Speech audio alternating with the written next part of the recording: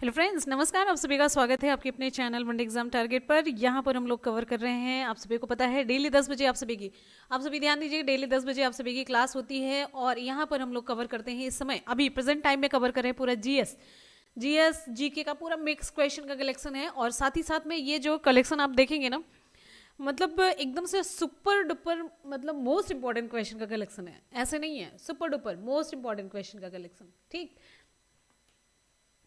तो भाई फटाफट से आप लोग जल्दी से वीडियो को शेयर करेंगे, जल्दी से जबरदस्त तरीके से। और आपको बता दें, टेलीग्राम से आप जुड़ जाए। टेलीग्राम आप ऐसे डालेंगे, exam one day exam target by Munmun, ऐसे डालेंगे तो आपको टेलीग्राम मिल जाएगा, ऑफिशियल चैनल, और ऐसे ही लोगो देखने को मिलेगा। तो ध्यान दीजिएगा, वन डे एग्जाम टारगेट लिखा हुआ होना चाहिए। करेक्ट। चलिए आज की क्लास स्टार्ट करते हैं। क्वेश्चन आप सभी की स्क्रीन पर। एक बार सभी स्टूडेंट फटाफट से वीडियो को लाइक और शेयर करेंगे, और ये जोरदार तरीके से सीरियस होकर के, मतलब फुल कंसंट्रेशन के साथ क्लास को अटेंड करेंगे। राइट, चलिए स्टार्ट करते हैं क्लास को। और आप सभी को बता दें, ये मैंने प्लेलिस्ट बना रखी है, और प्लेलिस्ट आपको मिल जाएगी। और ये हमारा मतलब एक तरीके से सॉलिड चौथा वीडियो है ये। स्टार्ट करते हैं क्वेश्चन। आप लोगों ने कल इसे देखा था। भारतीय संविधान में राज्य की नीति निर्देशक तत्वों की संकल्पना किस देश के संविधान पर आधारित है? कल के सवाल में मैंने पूछा था, भारतीय संविधान में राज्य के नीति निर्देशक तत्वों की संकल्पना किस देश के संविधान पर आधारित है? और आप सभी को 26 जनवरी की ढेर सारी शुभकामनाएं। वैसे मैंने कम्युनिटी पर पोस्ट डाल दी थी।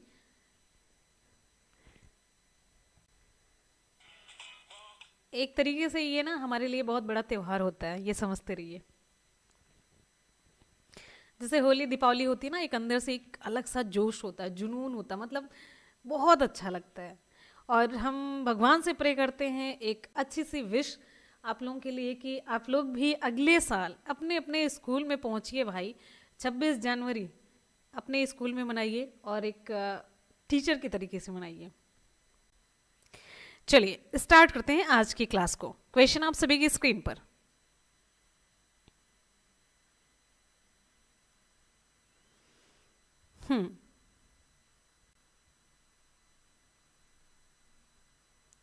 चलिए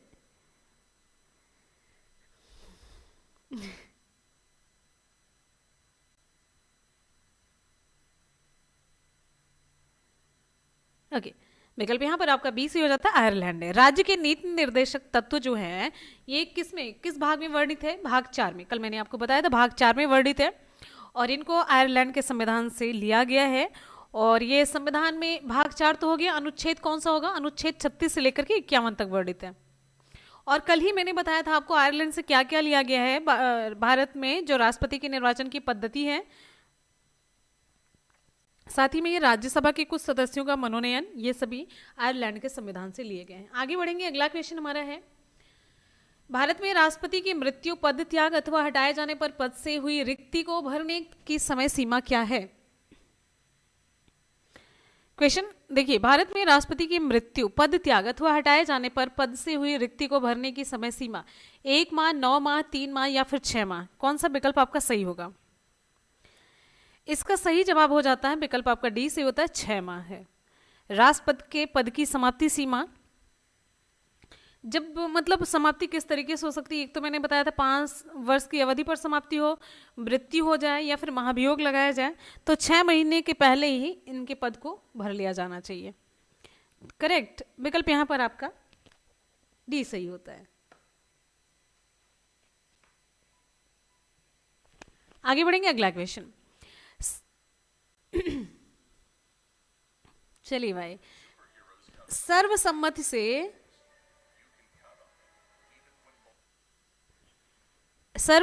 निर्वाचित भारत के राष्ट्रपति कौन थे?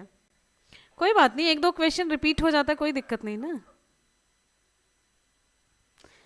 सर्वसम्मत से निर्वाचित भारत के राष्ट्रपति, बिल्कुल सही है, बिल्कुल सही। विकल्प यहां पर आपका सही हो जाता है, विकल्प सी, एन संजीव रेड्डी। विकल्प सी, जिनका नाम है नीलम संजीव रेड्डी, एकमात्र व्यक्ति थे जिन्हें निर्विरोध चुना गया। कब? 1977 की बात है ये, 1977 में। यहां पर आप देखिए, अगला है, राज्यसभा के गठन में प्रतिभा, अनुभव और सेवा के प्रतिनिधित्व सेवा का प्रतिनिधित्व देने में भारतीय संविधान निर्माता निम्नांकित उदाहरण से प्रभावित हुए। किससे? आयरिश गणतंत्र, कनाडा है, संयुक्त राज्य अमेरिका, ऑस्ट्रेलिया। फटाफट से रिप्लाई, बहुत बढ़िया, शाबाश, एकदम से धुआंधार जोरदार तरीके से रिप्लाई होनी चाहिए। क्वेश्चन का कलेक्शन एकदम से ना सुपर डुपर हिट आगे मिलने वाला, आप देखेंगे अभी। यहां पर विकल्प आपका सही हो जाता है, विकल्प ए आयरिश गणतंत्र है। भारत का संविधान का जो अनुच्छेद 80 है, इसमें ये सदस्य मतलब जो कुछ नाम है जो निर्देशित सदस्य होते हैं राष्ट्रपति द्वारा, ऐसे लोगों में से चुने जाएंगे जिन्हें साहित्य, कला, विज्ञान और सामाजिक सेवा के संबंध में विशेष ज्ञान या फिर व्यवहारिक अनुभव हो। और यही इनके जो नामांकन की व्यवस्था है ना कुछ विशेष व्यक्तियों की, तो आयरलैंड के संविधान से ली गई है। इसके अलावा अभी मैंने आपको बताया राज्य के जो नीति निर्देशक तत्व हैं ये बड़ा इंपॉर्टेंट है। नीति निर्देशक ये बहुत ज्यादा पूछा जाता है, आयरलैंड से है। और साथ ही साथ में राष्ट्रपति के निर्वाचन की पद्धति, हम मतलब पता है कोई चीज 2-3 बार इसलिए बताते हैं कि आपके दिमाग में बैठ जाए। हमें पता है वो चीजें कल भी मैंने बताई थी, आज भी अभी पीछे के क्वेश्चन में मैंने बताया है, फिर अभी बता रहे हैं, हमको पता है, लेकिन हम इसको बार बार रिपीट करते हैं जिससे कि ना आप लोग आदती, मतलब जैसे होता नहीं कि हाँ। अगला हमारा क्वेश्चन नेक्स्ट है, निम्नांकित राज्यों में अनुसूचित जातियों जनजातियों के लिए लोकसभा में स्थान आरक्षित नहीं है। मतलब ये हमें कहाँ से करवाना था? तो यहाँ पर विकल्प आपका सही हो जाता है सारा, ये विकल्प सही हो जाता है। देखिए विकल्प आपका डी, कल का ही क्वेश्चन है। तो यहाँ पर देखिए विकल्प आपका सही हो जाता है डी।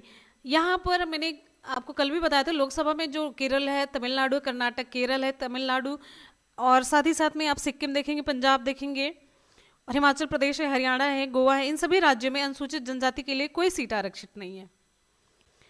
नेक्स्ट क्वेश्चन है, भारत में न्यायिक पुनरीक्षण की संकल्पना निम्नांकित देश के संविधान से ली गई है। किस देश के संविधान से? न्यायिक पुनरीक्षण, न्यायिक पुनरावलोकन की संकल्पना निम्नांकित किस देश के संविधान से ली गई है?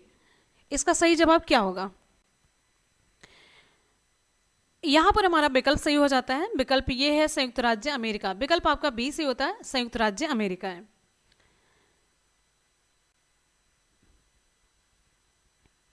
आगे बढ़ेंगे, अगला क्वेश्चन है नेक्स्ट, भारतीय संविधान के अनुच्छेद 344 के तहत,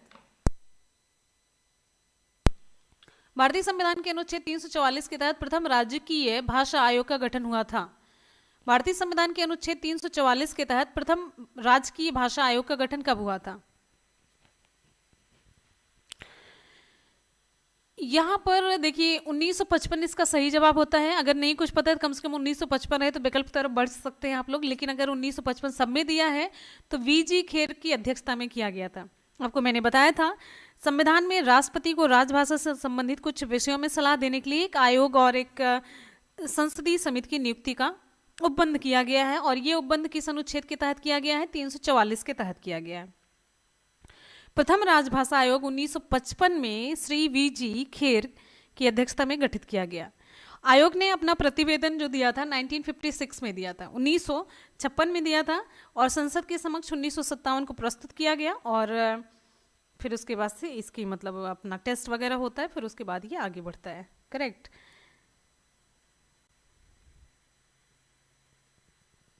आगे बढ़ेंगे, नेक्स्ट क्वेश्चन हमारा, संविधान की 8वीं अनुसूची में सम्मिलित भाषाओं में निम्नांकित में से कौन सी भाषा बोलने वाले सर्वाधिक हैं? अब आगे देखिए अगला क्वेश्चन है, संविधान की 8वीं अनुसूची में सम्मिलित भाषाओं में निम्नांकित में से कौन सी भाषा बोलने वाले सर्वाधिक है? बंगाली है, गुजराती, मराठी या फिर तेलुगु?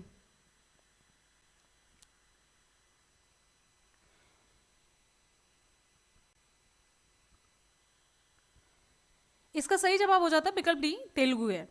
देखिए मूल संविधान में 8वीं जो अनुसूची उसमें 14 भाषाएं थी, पहले 14 थी, अब वर्तमान में कितनी हो गई? वर्तमान में कितनी हो गई हैं? वर्तमान में कितनी हो गई हैं? चलिए जल्दी से बताइए, वर्तमान में कितनी हो गई हैं? कोई बताएगा फटाफट से?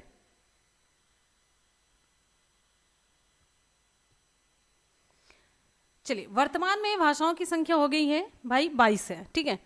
अच्छा अब यहां पर आपको बताते चलते 21वां संशोधन 1969 के द्वारा सिंधी जोड़ा गया। सिंधी 71वें संविधान संशोधन 1992 के द्वारा कोंकणी, नेपाली और मणिपुरी को सम्मिलित किया गया था।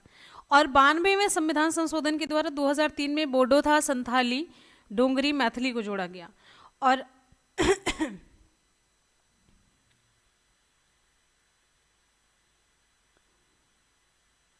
एक मिनट भाई, एक मिनट, ये यहाँ पर सही जवाब बंगाली होगा। देखिए जो बंगाली, मेरे से गलती होगी, बंगाली और तेलुगु में जो प्रतिशत की बात है ना, थोड़ा सा ही डिफरेंस है। बंगाली सबसे ज़्यादा है, लगभग अगर हम बहुत माइन्यूट सा है 7.5%, फिर उसके बाद से तेलुगु आती है। ये आप लोग सुधार कर लीजिए, हाँ ठीक है, इसको सुधार कर लीजिए प्लीज़। तो ये लगभग 7.4% लोगों के द्वारा बोली जाती है, बंगाली सबसे ज़्यादा है, इसको सुधार कर लीजिए, ठीक है। हाँ हाँ ठीक है, कोई बात नहीं, हाँ बंगाली ज़्यादा है, इसका ये आप लोग सुधार कर लीजिए। बंगाली का प्रतिशत जो है ज़्यादा है। देखिए सर्वाधिक बोली जाने वाली भाषा जो है बंगाली, इसके बाद तेलुगु बोली जाती है, ठीक है। और परसेंटेज में मैंने आपको बताया 7.5% अगर इसका है तो तेलुगु का 7.4% है, करेक्ट।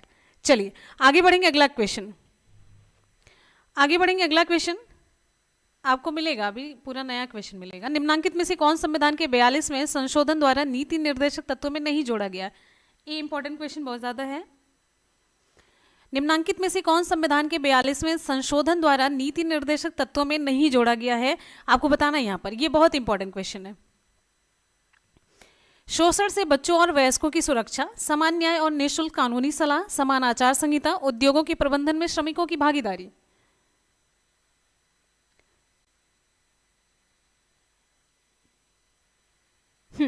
आगे देखिए, नेक्स्ट है, यहां पर हमारा विकल्प सी से होता है, समान आचार संहिता।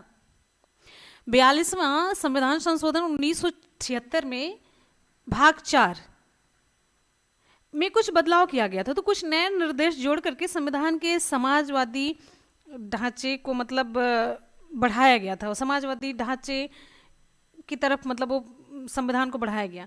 तो उसमें था कि राज्य को निर्देश दिया गया था कि मतलब ये सारी चीज़ें, शोषण से बच्चों और वयस्कों की सुरक्षा थी, समान न्याय ये था, लेकिन ये नहीं जोड़ा गया, समान आचार संहिता, ठीक है। चलिए आगे बढ़ेंगे हम, अगला क्वेश्चन हमारा यहाँ पर आप ध्यान से देखिए। चलिए, बार बार कपकपी के साथ तेज बुखार होना किस रोग का लक्षण है? अब आगे देखिए, यहाँ पर आगे देखिए, नेक्स्ट क्वेश्चन,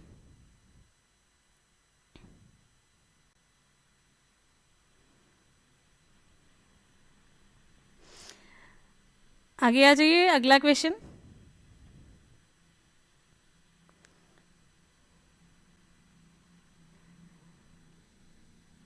सही है, मलेरिया।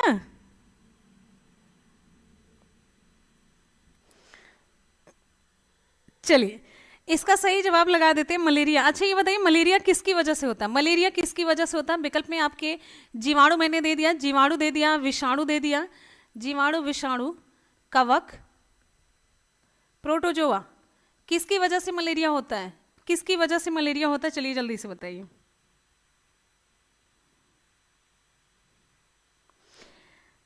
फटाफट से, आसान सा क्वेश्चन तो बहुत है।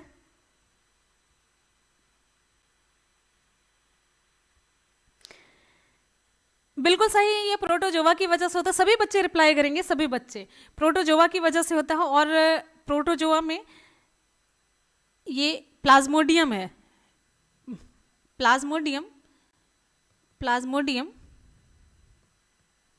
प्रोटोजोआ की वजह से होता है। चलिए, अच्छा एक और इससे रिलेटेड क्वेश्चन है, मलेरिया परजीवी द्वारा मलेरिया होने की पुष्टि किसने की थी? अब मलेरिया का पूरा चक्र ये किसने बनाया था, ये पूरा मच्छर का? आपको हम विकल्प देते हैं, वैज्ञानिक का नाम है लेवेनहॉक, रोनाल्ड रास, लुई पास्चर और लेबरॉन। कौन सा विकल्प आपका सही होगा? बिल्कुल सही है, रोनाल्ड रास। ये और खूब पूछे जाते हैं ये, ठीक है। अच्छा एक क्वेश्चन और पूछा जाता है,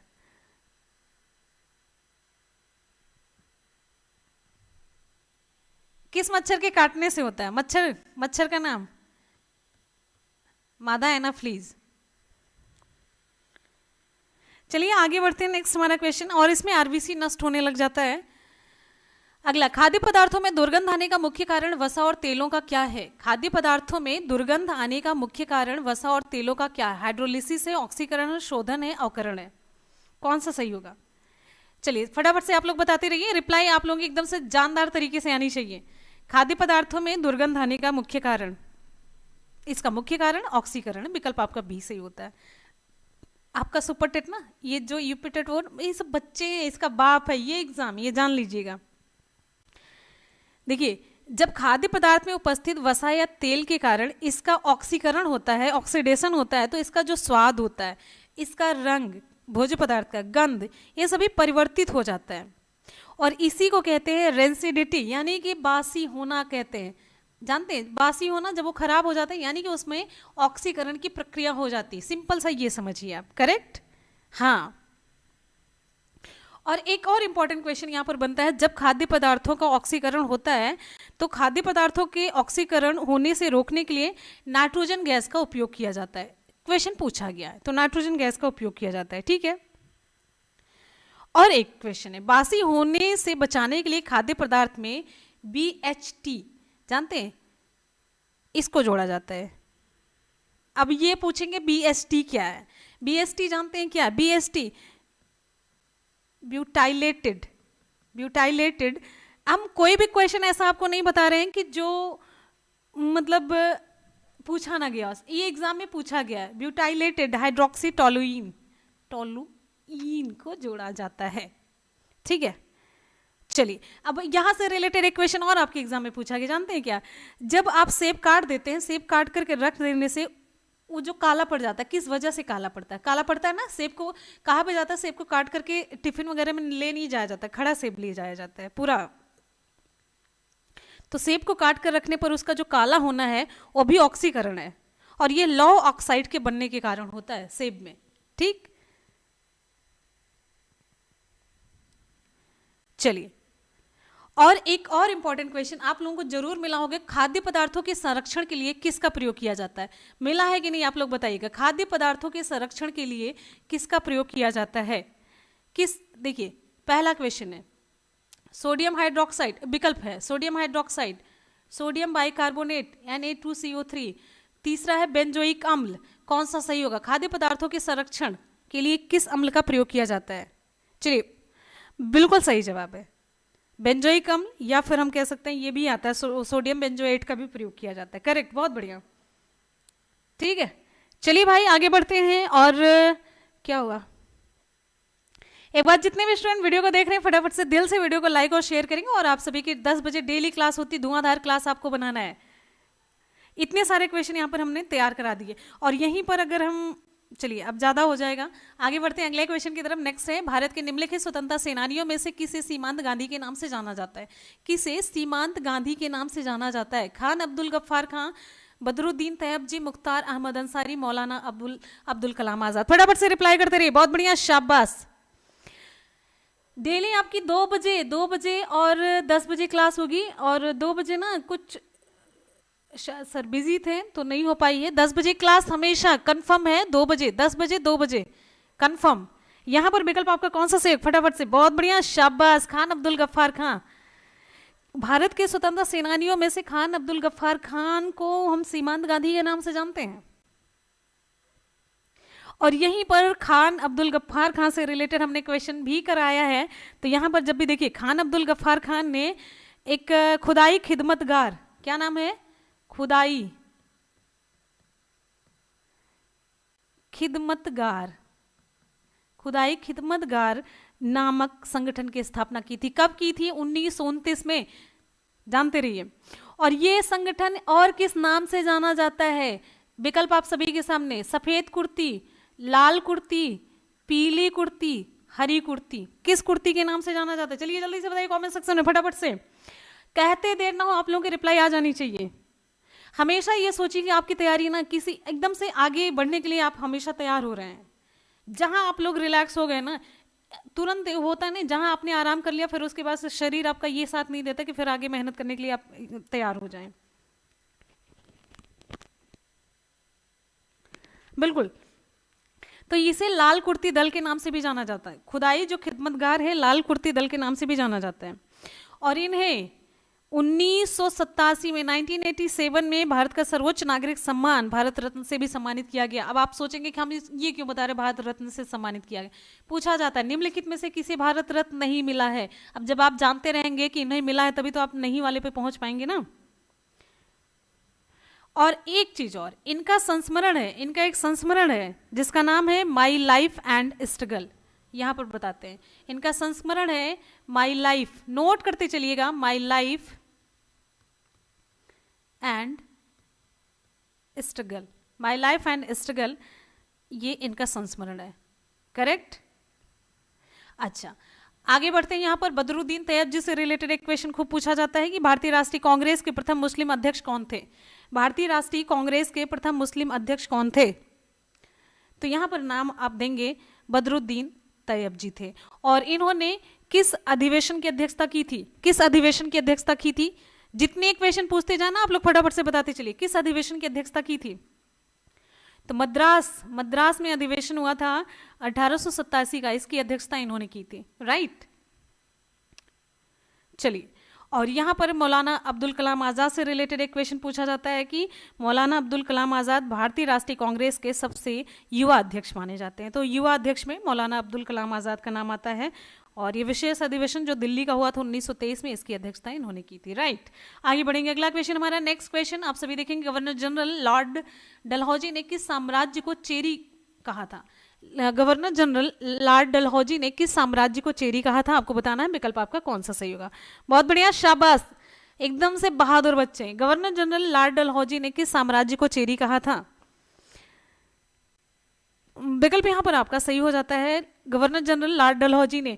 कल मैंने आप लोगों से कहा था 300 की संख्या होनी चाहिए, 300 की हो गई। आप लोगों को बहुत बहुत शुक्रिया। हम ऐसे ही बढ़ते चलेंगे, कोई दिक्कत नहीं है, आराम से। गवर्नर जनरल लॉर्ड डलहौजी ने किस साम्राज्य को चेरी कहा था। अब कल अगर 350 का टारगेट है, देखते हैं तो ये कौन सा विकल्प आपका सही होगा। आगे देखिए कौन सा विकल्प आपका सही होगा।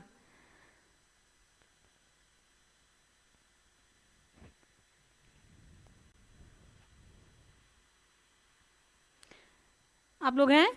चलिए यहां पर आपका उत्तर सही हो जाता अवध साम्राज्य।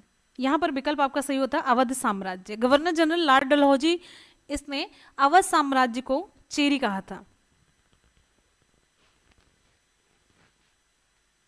ठीक है। अच्छा आपको बताते चलते हैं ये कैसे रिलेटेड है जानते हैं।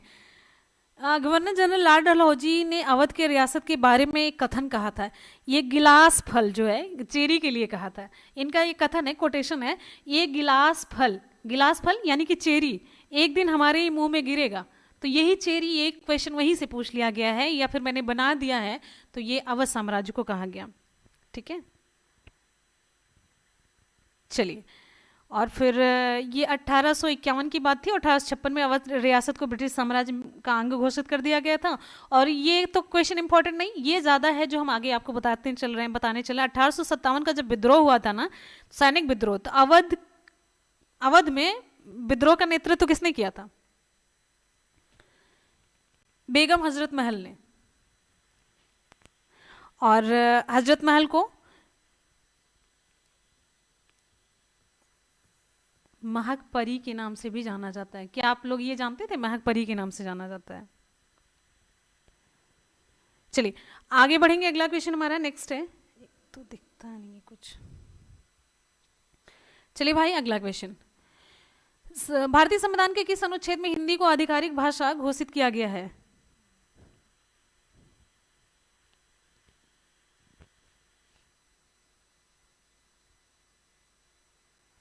भारतीय संविधान के किस अनुच्छेद में हिंदी को आधिकारिक भाषा घोषित किया गया है।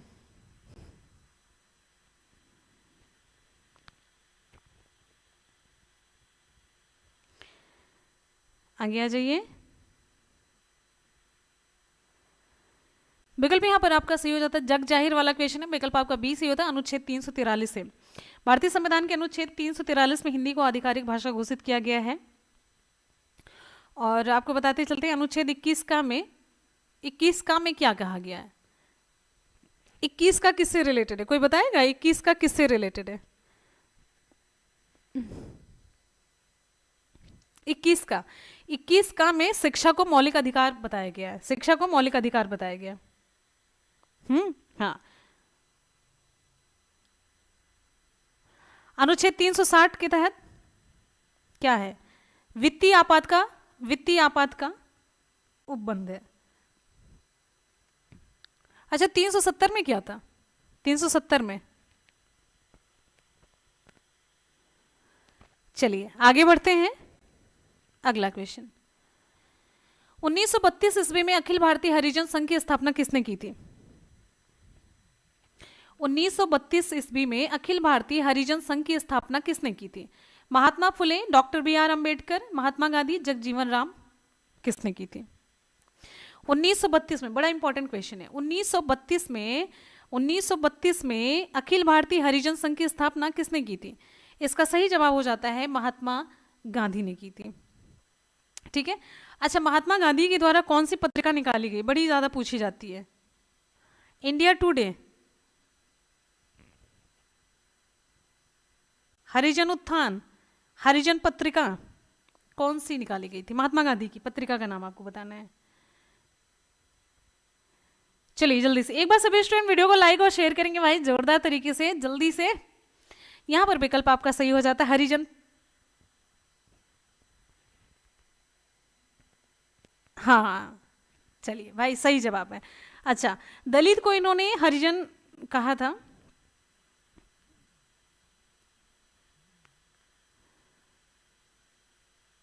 अच्छा, जगजीवन राम कौन थे जानते हैं? जगजीवन राम ये भारत के प्रथम श्रम मंत्री थे। श्रम मंत्री थे प्रथम। कौन? जगजीवन राम थे। जगजीवन राम भारत के सबसे अधिक समय तक केंद्रीय मंत्री भी रहे। इनके पीछे एक टैग ये भी लगा, लगभग 32 साल तक थे। और सत्य शोधक समाज की स्थापना किसने की थी? अभी मैंने आपको बताया था, ज्योतिबा फुले ने की थी। आगे बढ़ते हैं। अच्छा, एक क्वेश्चन आपसे पूछेंगे, पूना पैक्ट किसके किसके बीच हुआ था? पूना पैक्ट, जो पूना पैक्ट था, पूना पैक्ट किसके किसके बीच हुआ था? विकल्प आपको देते हैं महात्मा गांधी और जवाहरलाल नेहरू, महात्मा गांधी और जगजीवन राम के बीच, महात्मा गांधी और भीमराव अंबेडकर के बीच, और फिर 3 में से आप बता दीजिएगा। हाँ, चलिए।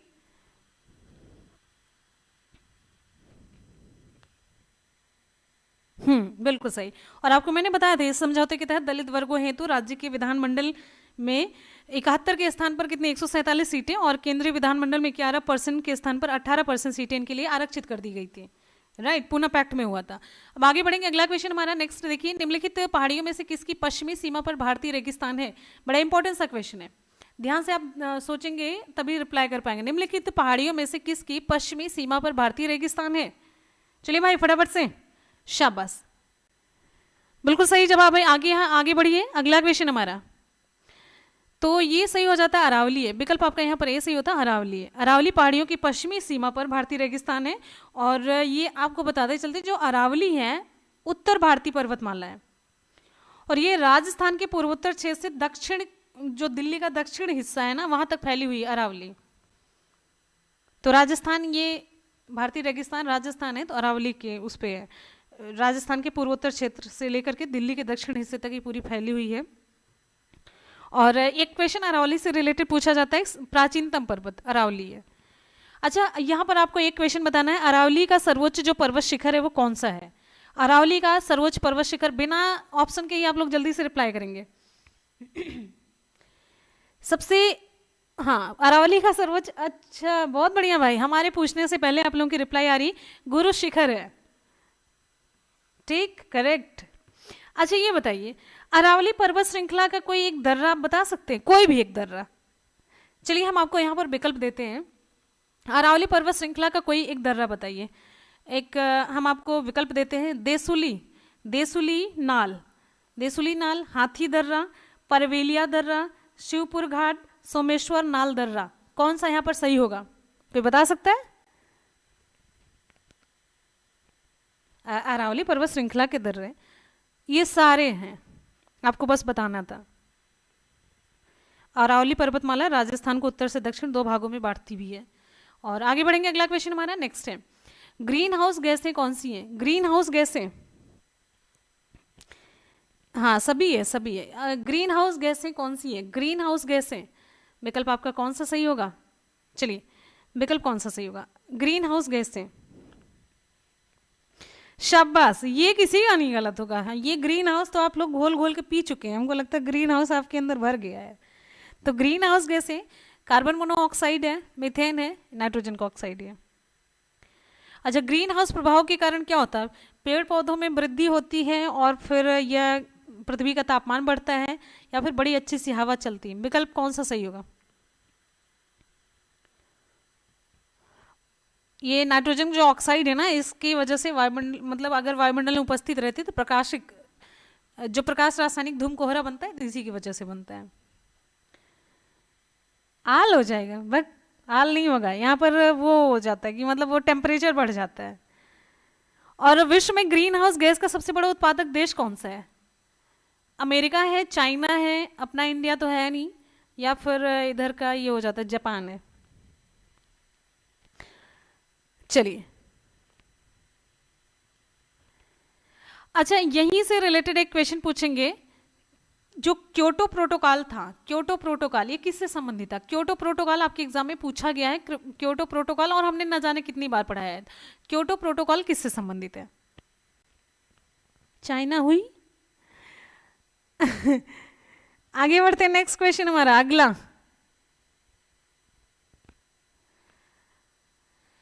बायोगैस प्लांट से निकलने वाली निम्न गैसों में कौन सी गैस ईंधन के रूप में प्रयोग में लाई जाती है? आगे यहां पर देखेंगे, चारों विकल्प आपको मिलेगा। बायोगैस प्लांट से निकलने वाली निम्न गैसों में से कौन सी गैस ईंधन के रूप में प्रयोग में लाई जाती है? ब्यूटेन है, प्रोपेन है, मीथेन है, इथेन है। शाबाश, बहुत बढ़िया। कॉपी पेस्ट आप लोग नहीं करेंगे, और कोई भी ऐसा कमेंट होगा हम इसके ऊपर बाद में डिस्कस करेंगे क्लास खत्म होने के बाद। कोई भी बीच में कमेंट नहीं, और शांति से ना, जो एक सिंपल सी बात अभी हम लास्ट में बताएंगे, आप ध्यान से सुनते रहिए, कॉपी पेस्ट नहीं करना है भाई प्लीज। तो बायोगैस प्लांट में निकलने वाली निम्न गैसों में से कौन सी गैस ईंधन के रूप में प्रयोग में लाई जाती है? Butane, propane, methane, ethane. यहां पर सही जवाब हो जाता है विकल्प सी, मीथेन है। ठीक है, विकल्प सी, बायोगैस प्लांट से मीथेन गैस ईंधन के रूप में प्रयोग में लाई जाती है। मीथेन जो गैस होती है ना, ये प्राकृतिक गैस का मुख्य अवयव मानी जाती है, और इसे हम किस गैस के नाम से भी जानते हैं? मार्श गैस के नाम से भी जानते हैं। मीथेन से रिलेटेड जितने भी क्वेश्चन आपको हम एकदम से गिन गिन के करवा चुके हैं। मार्श गैस क्योंकि ये दलदली भागों में पाई जाती है। ठीक है, चलिए, और मार्स, ये मीथेन कहाँ पर पाई जाती है? जो जुगाली करने वाले पशु हैं धान के खेतों में, इन सभी जगहों पर मार्स गैस पाई जाती है, मतलब मीथेन पाई जाती है। ये आ गया फेवरेट क्वेश्चन हमारा। पानीपत की तीसरी लड़ाई निम्नलिखित में से किसके बीच लड़ी गई थी? जल्दी से बताइए, किसी का गलत नहीं होना चाहिए, अगर गलत हो गया ना मेरी बेइज्जती हो जाएगी पूरी। सीरियसली, पानीपत की तीसरी लड़ाई निम्नलिखित में से किसके बीच लड़ी गई थी? आगे बढ़िए, नेक्स्ट हमारा क्वेश्चन। पानीपत की तीसरी लड़ाई किसके मध्य लड़ी गई थी? या एकदम से हमारा मतलब दिल से फेवरेट क्वेश्चन है, हमको कुछ ना समझ आता है तो हम पानीपत पे ही भागते हैं। तो इसका सही जवाब हो जाता है, बहुत बढ़िया, सभी के देखा मार दिए, मतलब बी पे भी तुक्का मारे हैं सभी, हद मची है भाई। तो विकल्प यहाँ पर हमारा सही हो जाता है, ये पानीपत की जो तीसरी लड़ाई हुई थी, मराठा साम्राज्य और दुर्रानी साम्राज्य के बीच लड़ी गई थी। हैं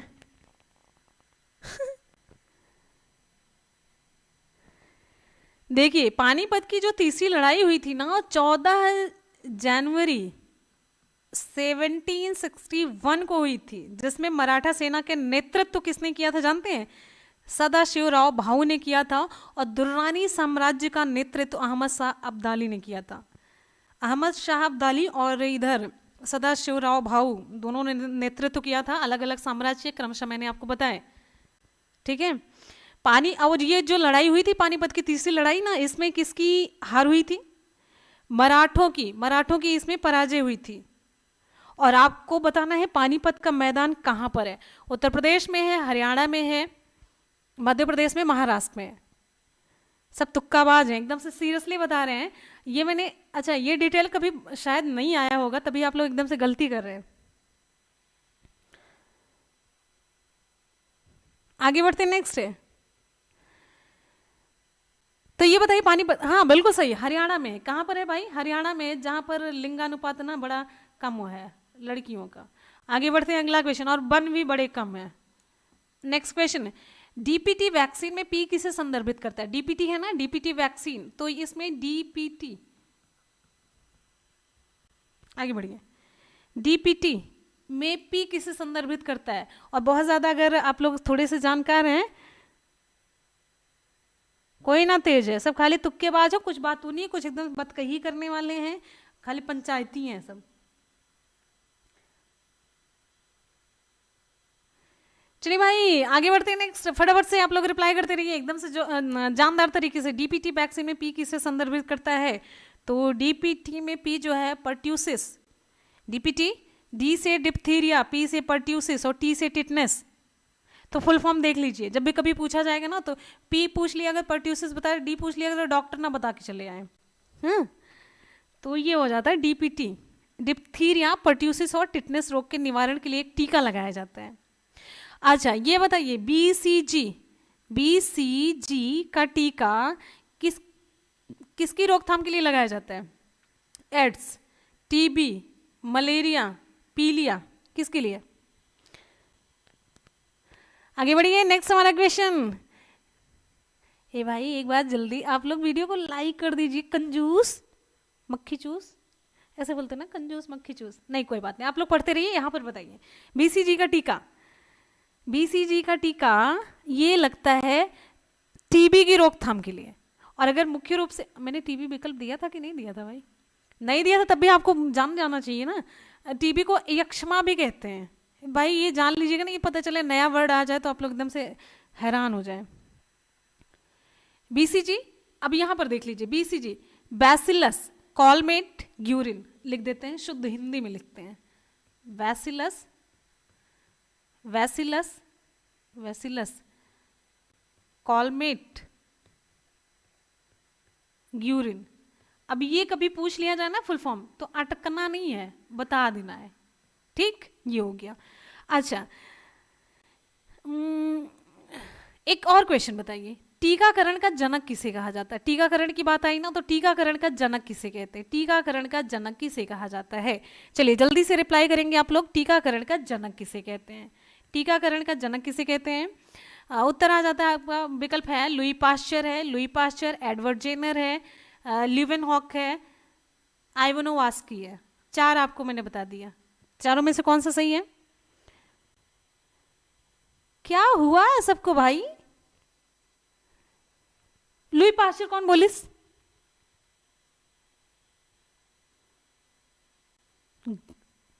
मैक्सिमम बच्चे रिप्लाई कर रहे हैं एडवर्ड जेनर, बिल्कुल सही जवाब है। एडवर्ड जेनर वाले एकदम से शाबाशी के पात्र हैं, और बाकी जो लुई पाश्चर कर रहे हैं ना, लुढ़क जाए वहीं पे। अच्छा एक और क्वेश्चन आप बताइए, चेचक के टीके की खोज किसने की थी? चेचक के टीके की खोज किसने की थी? चेचक के टीके की खोज, फटाफट से रिप्लाई, पहली रिप्लाई आपकी आनी चाहिए। चेचक के टीके की खोज किसने की थी? विकल्प आपको देते हैं, एडवर्ड जेनर, लुई पाश्चर, नाम ही नहीं याद आ रहा अरस्तु, डार्विन, कौन सा सही होगा? जिनेर होइगन, रोआ बैठ के सबन।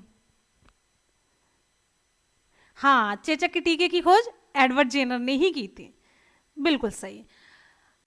अब आगे की रिप्लाई आप लोग करेंगे। राज्यसभा में कितने सदस्य होते हैं? राज्यसभा में कितने सदस्य होते हैं? वाटसन कौन बोले इस? वाटसन तो हम विकल्प में ही नहीं दिए। राज्यसभा में कितने सदस्य होते हैं? वाटसन और क्रिक तो डीएनए का मॉडल दिए थे। राज्यसभा में कितने सदस्य होते हैं? राज्यसभा में सदस्य, ये इसकी रिप्लाई आप लोग करेंगे आंख मूंद करके, हम तो इसमें बताने वाले भी नहीं है। आगे देखिए, चलिए चलिए जल्दी से बताइए, जल्दी से, बहुत बढ़िया, शाबाश, क्या बात है, बहुत बढ़िया। अब जेनर पर टिक गए हैं एकदम, कोई भी रिप्लाई आएगी जेनर ही रिप्लाई आएगी। चलिए एडवर्ड जेनर। राज्यसभा में कितने सदस्य होते हैं? चलिए भाई हम मार देते हैं 250, विकल्प आपका डी सी होता है, 250।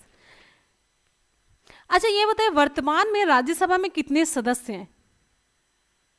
राज्यसभा, और आगे हम आपको बताते हैं, राज्यसभा संसद का उच्च सदन है। और राज्यसभा का जो गठन है किस अनुच्छेद के अंतर्गत आता है? अनुच्छेद 80 के अंतर्गत आता है राज्यसभा का जो गठन है। और राज्यसभा का गठन किया कब गया था? 1952 में किया गया था।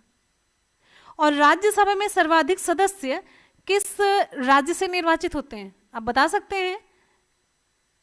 यूपी, एमपी, महाराष्ट्र, कहां से? बिल्कुल बढ़िया, बिल्कुल सभी रिप्लाई सही है जो मैंने अभी पूछा है वर्तमान में। चलिए, वर्तमान में हो जाता है आपका 245 हो गया करेक्ट। और साथ ही में अभी जो मैंने पूछा कि सबसे ज्यादा राज्यसभा में जो सर्वाधिक सदस्य होते हैं निर्वाचित, वो कहां से, किस राज्य से? तो भाई अपना यूपी है, 31 करेक्ट, शाबाश। और आगे बढ़ते हैं। अगला हमारा क्वेश्चन है, कार्बन क्रेडिट की परिकल्पना कहां से ली गई है, उद्भूत हुई है? कार्बन क्रेडिट की परिकल्पना अर्थ समिट, रियो डी जेनेरियो से, क्योटो प्रोटोकॉल, मॉन्ट्रियल प्रोटोकॉल, या फिर उपरोक्त में से कोई नहीं है। बिल्कुल सही जवाब है। जल्दी से आप लोग रिप्लाई करेंगे तो फिर और ज्यादा समझ आएगा। बिल्कुल सही है, यहां पर सही हो जाता है हमारा। गलत नहीं होना चाहिए, किसी का गलत नहीं होगा, किसी का भी गलत नहीं होगा। इतने के बावजूद भी अगर सर, हाँ क्योटो प्रोटोकॉल बिल्कुल सही है, बिल्कुल सही। विकल्प आपका बी से होता है, क्योटो प्रोटोकॉल है। कार्बन क्रेडिट की जो परिकल्पना है क्योटो प्रोटोकॉल से शुरू हुई है। ये क्योटो प्रोटोकॉल जानते हैं, एक अंतर्राष्ट्रीय संधि है जिसमें ग्लोबल वार्मिंग द्वारा जो जलवायु परिवर्तन हो रहा है उसको रोकने के लिए इसको बनाया गया है क्योटो प्रोटोकॉल।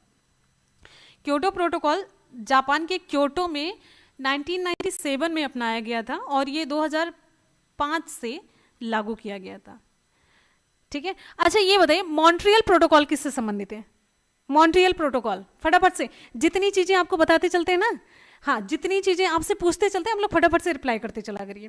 अब जैसे क्योटो प्रोटोकॉल हो गया, अब यहाँ पर एकदम से मैक्सिमम बच्चों में जिसका कॉन्सेप्ट क्लियर है, बहुत अच्छी बात। और एक चीज आपसे बता देना, अब कोई और दूसरा समय नहीं है जो आप ये सोचेंगे अरे अब नहीं बाद में पढ़ लेंगे, यही परफेक्ट समय है। कोई भी कंफ्यूजन मन में नहीं होना चाहिए, कोई भी डाउट नहीं होना चाहिए, कोई भी ये चीज की कल के लिए छोड़ेंगे एकदम से, ये समझिए आपके लिए अभिशाप है। कुछ नहीं, आज अभी कंफ्यूजन आज का आज ही क्लियर करिए। क्योटो प्रोटोकॉल है, क्लियर हुआ तो यहीं पर ये खत्म, मतलब फिर दोबारा क्योटो प्रोटोकॉल आ जाए तो आपकी गड़बड़ी नहीं होनी चाहिए। अब यहाँ पर ये भी जान लीजिए मॉन्ट्रियल प्रोटोकॉल, ये किससे संबंधित है? मॉन्ट्रियल प्रोटोकॉल किससे संबंधित है? बिल्कुल सही है, ओजोन परत के संरक्षण के लिए ये 1987 में मतलब ये प्रोटोकॉल किया गया था। और यहाँ पर अब ये जो पहला विकल्प है, पहला अर्थ समिट जो है, प्रथम पृथ्वी सम्मेलन 1992 में, 1992 में। अब हम ये आपको डेट, ये सन क्यों बता रहे हैं जानते हैं? कभी कभी ऐसे कूट दे देता है या फिर मिलान करने को दे देता है, तो वहां पर सन ही पूछ लेता है या फिर कौन सा पहले हुआ था ये पूछ लेता है। क्लियर, ऐसे आते हैं ना क्वेश्चंस। तो अब यहाँ पर आप देखिए, प्रथम पृथ्वी सम्मेलन 1992 में हुआ था ब्राजील के रियो डी जेनेरियो में। किस लिए? पर्यावरण प्रदूषण संरक्षण के लिए आयोजित किया गया था। और उस समय शायद 172 देश, 172 ही था ना, आप लोग बताइए, 172 देशों ने इसमें भाग लिया था। राइट, आगे बढ़ेंगे। अगला क्वेश्चन हमारा नेक्स्ट है, चलिए आगे।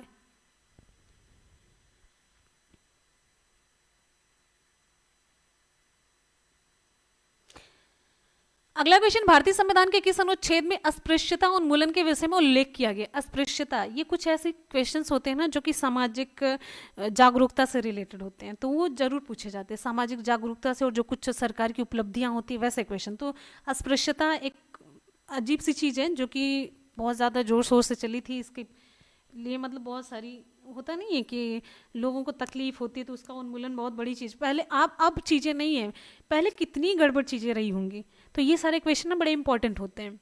अस्पृश्यता उन्मूलन के विषय में उल्लेख किया गया है, तो ये सही हो जाता है। कौन सा?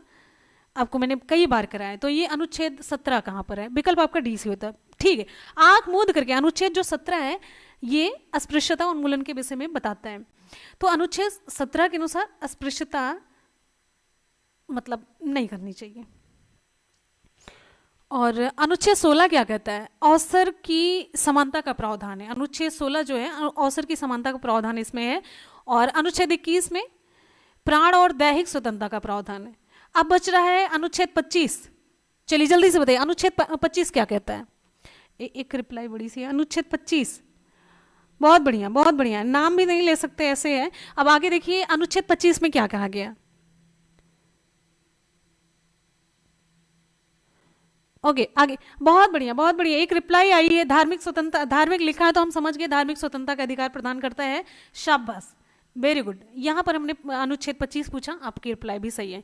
तो अनुच्छेद 17 अस्पृश्यता से संबंधित है। अनुच्छेद 16 जो है ये अवसर की समानता का प्रावधान करता है। अनुच्छेद 21 किसका करता है, प्राण और दैहिक स्वतंत्रता का प्रावधान।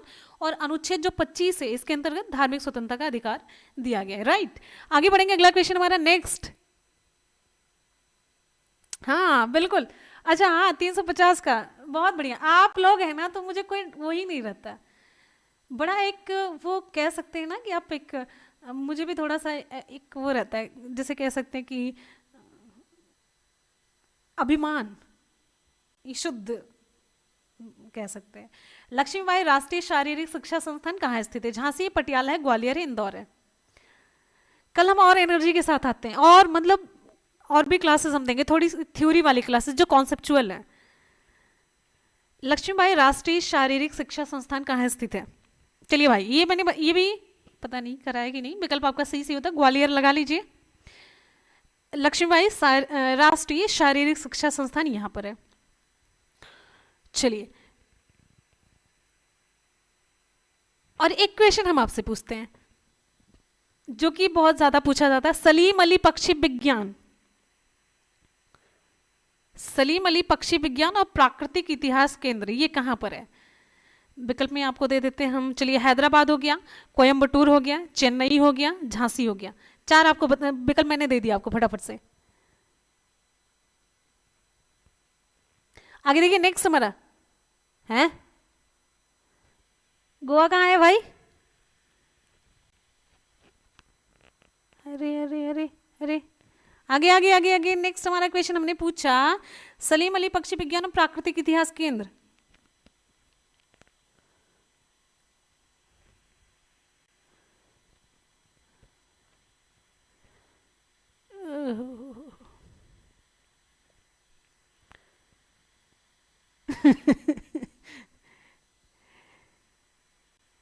चलिए HWE दे देते हैं, खोज लीजिएगा।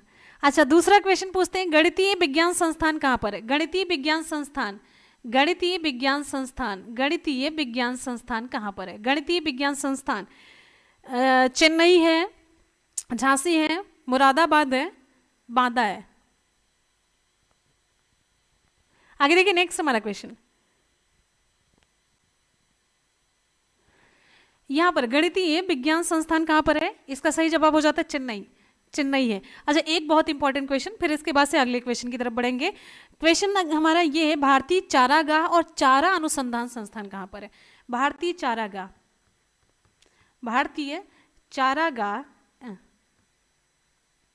चा पे कितनी मात्रा हो गई, 3 हो गई, 2 हो गई, चलिए कोई बात नहीं, समझ लीजिए। भारतीय चारागाह और चारा अनुसंधान संस्थान कहाँ पर है, विकल्प हम आपको देते हैं, बांदा है, महोबा है, जालौन है, झांसी है, कहाँ पर होगा इसका, बिल्कुल सही, इसका सही जवाब हो जाता है झांसी, सही है, क्लियर है। अच्छा एक और क्वेश्चन है, डीएनए फिंगरप्रिंट और डायग्नोस्टिक केंद्र कहाँ पर है, डीएनए फिंगरप्रिंट और डायग्नोस्टिक केंद्र, ये इसका उत्तर हैदराबाद सही होता है। चलिए आगे बढ़ते हैं, निम्नलिखित में से कौन सी नदी पूर्व दिशा में बहने वाली हुई थी, बह गई स्वर्ण रेखा, वंशधारा, माही नदी, ओके ओके ओके ओके, पूर्व दिशा, नहीं बहने वाली, नहीं, नहीं से लगाइए, हमें नहीं से मतलब, विकल्प देखेंगे आप खुद ही समझ आ जाएगा। निम्नलिखित में से कौन सी नदी पूर्व दिशा में बहने वाली नहीं है, बह गई है, स्वर्ण रेखा है, वंशधारा है, माही है। हाँ बहुत बढ़िया, देखा स्वर्ण रेखा, उत्तर आपका सही हो जाता माही, माही नदी पूर्व दिशा में बहने वाली नदी नहीं है, माही पश्चिम दिशा में बहने वाली नदी है, जो कि आपके इधर राजस्थान है, राजस्थान है, गुजरात है, राजस्थान गुजरात से होकर के अरब सागर में गिरती है। माही का उद्गम कहां पर है, MP है, मध्य प्रदेश में होता है, ठीक है। ताप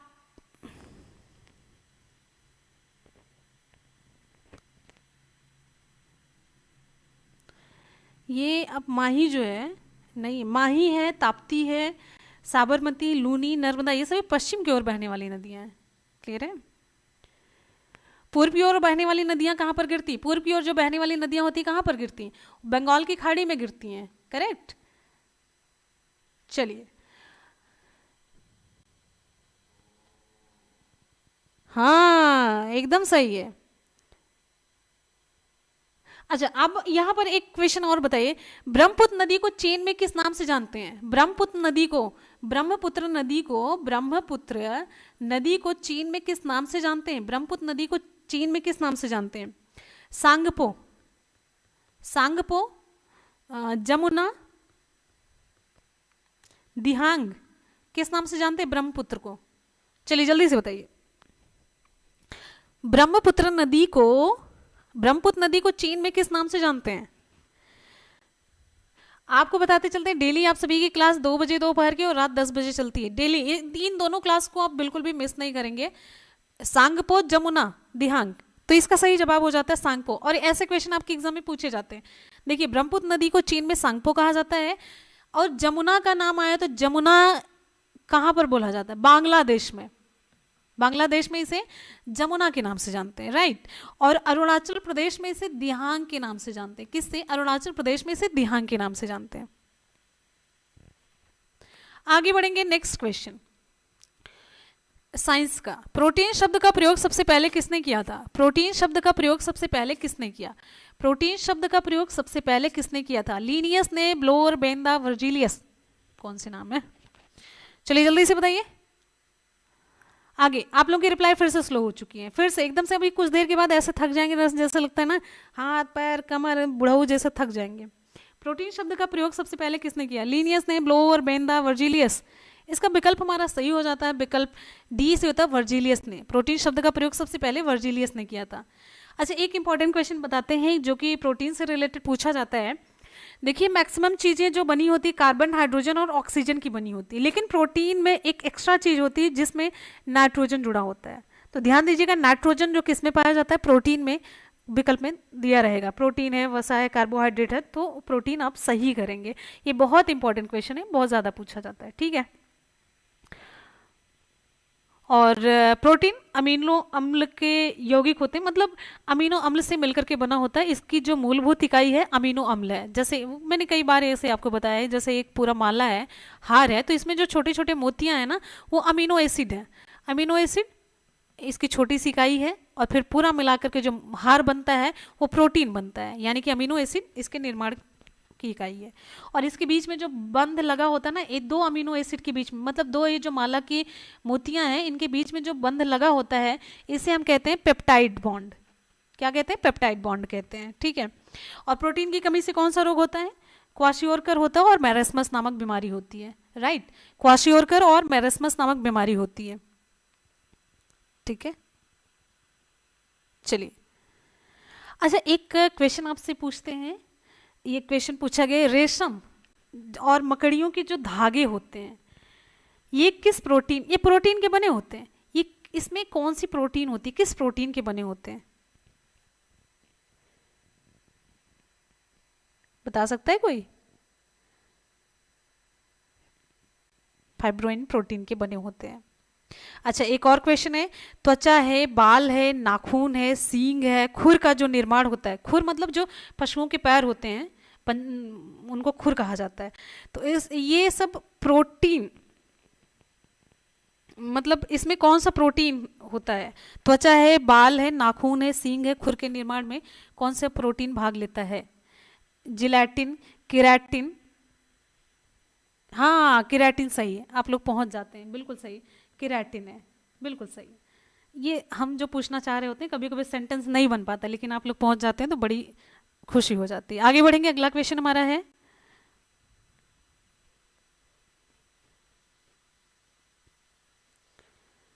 थके तो नहीं है ना? अब आगे देखिए, इवोल्यूशन, उद्विकास, मतलब जो कि एक कोई भी चीज यहाँ पर समझ ली एक्स है और ये एकदम से प्राइमरी स्टेज में, लेकिन उसका विकास होते होते बहुत, मतलब जैसे जीव जंतुओं का विकास हुआ, पहले छोटे से थे, फिर एक कोश की जीव थे, फिर उसके बाद बहुकोश की जीव का निर्माण होता है, वही हो जाता है इवोल्यूशन, विकास एक तरीके से।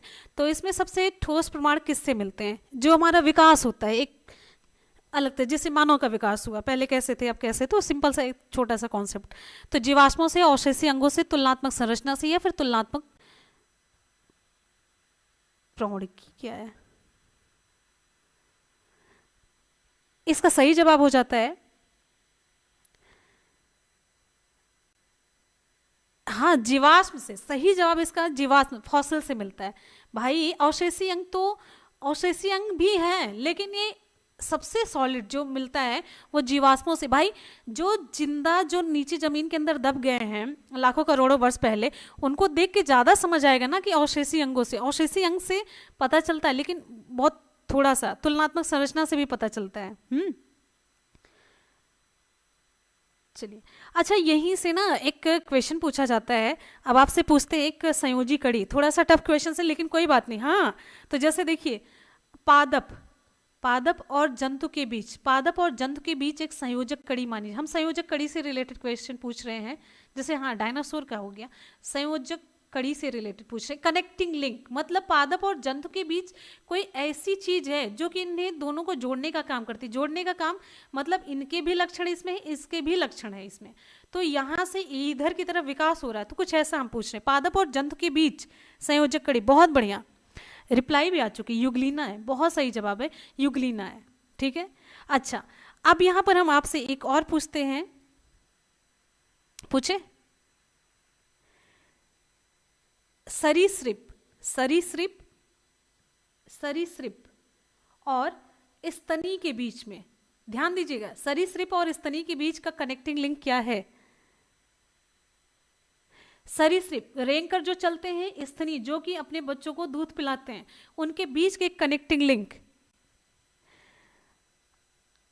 हाँ, अभी मैंने नहीं, आर्कियोप्टेरिक्स की अभी रिप्लाई पहले आ चुकी है। यहां पर देखिए, आर्कियोप्टेरिक्स जो है वो पक्षी और सरीसृप है, सरीसृप। और देखिए ये क्वेश्चन आपको सॉलिड बता रहे हैं, आपको भले ही सब्जेक्ट नहीं होगा, इंटरेस्ट नहीं आ रहा है, सरीसृप और पक्षी के बीच जो है एक आर्कियोप्टेरिक्स, इसके बीच में आर्कियोप्टेरिक्स है। कियोप्टेरिक्स, ठीक है, इसको हिंदी में भी आप लिख सकते हैं। लेकिन सरीसृप और स्तनी के बीच में जो है प्रोटोथीरिया है। क्या है? प्रोटोथीरिया है, करेक्ट। नोट कर लीजिएगा, ये सारे एकदम से तगड़े क्वेश्चंस आपको मैंने बताए। अब आगे बढ़ेंगे, अगला क्वेश्चन आप सभी के लिए, आप सभी की स्क्रीन पर है।